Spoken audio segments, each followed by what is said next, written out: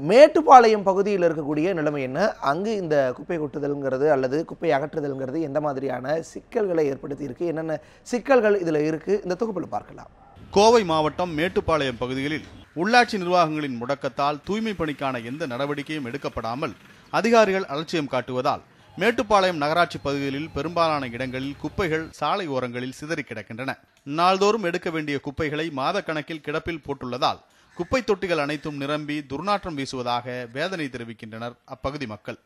ஒரு சில இடத்துல எல்லாம் ப்ராப்பராக குப்பை தொட்டியை வைக்கிறது இல்லை. குப்பை தொட்டியை வைக்காமல் அந்த இடத்துல குப்பையை போட்டுறாங்க. அப்போ அங்கேயும் எடுக்கிறது இல்லை.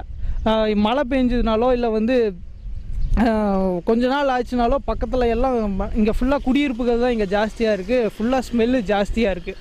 குப்பை அகற்றுவதில் அதிகாரிகளின் அலட்சியத்தாலேயே சுகாதார சீர்கேடுகள் ஏற்பட்டு பொதுமக்கள் டெங்கு காய்ச்சல், பன்றி காய்ச்சல் போன்ற நோய் தாக்குதலுக்கு ஆளாக்கப்படுவதாகவும் உயிரிழப்புகள் ஏற்பட்டும் அதிகாரிகள் கண்டுகொள்ளவில்லை என்றும் பொதுமக்கள் குற்றம் சாட்டியுள்ளனர்.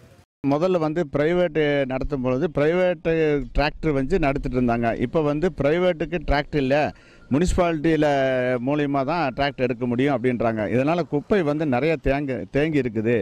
இதுக்கு ஒரு பிரைவேட்டாக டிராக்டரும் எடுத்தால் தான் அது முழுமையாக செயல்படுத்த முடியும். ஒப்பந்த முறையில் நடைபெற்று வரும் குப்பை அகற்றும் பணிகளில் உள்ள முறைகேடுகளே சுகாதார சீர்கேட்டிற்கு முக்கிய காரணம் என்று புகார் எழுந்துள்ளது.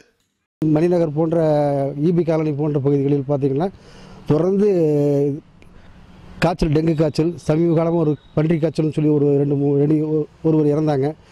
அந்த மாதிரி ஒரு பெண்மணி கூட இறந்தாங்க. இந்த மாதிரி நகரம் முழுவதுமே மிகவும் மோசமான சூழ்நிலையில் இருக்குது. திடக்கழிவு மேலாண்மை திட்டத்தை முதலில் அறிமுகப்படுத்திய ஊராட்சியான குருடம்பாளையத்தில் இன்று அதற்காக வாங்கப்பட்ட வாகனங்கள் பழுதாகி நிறுத்தப்பட்டுள்ளன. வீதிக்கு முதல்ல கரெக்டாக குப்பை எடுத்துருந்தாங்க. இப்போ குப்பை எடுக்கிறதுலாம் எங்கள் ஏரியா சுத்தமான ஏரியாவாக இருந்துச்சு. எந்த ஏரியான்னு கேட்டால் இந்த ஏரியா தூய்மையான சுத்தமான ஊராட்சின்னு சொல்லுவாங்க. ஆனால் இப்போ அந்த அளவுக்கு பேர் கெட்டுருச்சு.